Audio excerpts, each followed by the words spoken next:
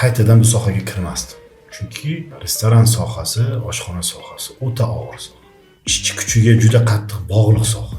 Ya'ni ishchi kuchiga bog'liq degani ishchi kuchini sifati o'ta muhim. Siz servisni sifatini ishlab turish uchun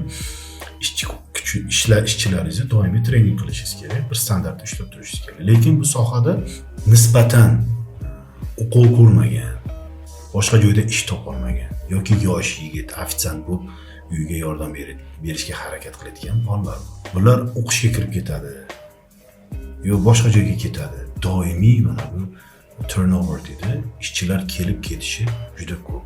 Buni oqibatida siz qilgan treningingiz foyda bermaydi.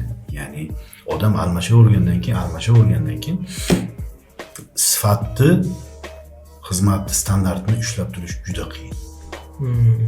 Lekin mijozlar juda talabchan bo'lib qo'ygan. Mijozlar chidamaydi unga. Bu shuning uchun ham bu soha oson emas soha. Agar menda yana bir shunaqa imkoniyat bo'lganda, oldinda uni qilayin, buni qilayin. Men misol uchun restoran, kafe sohasiga kirmagan bo'lardim.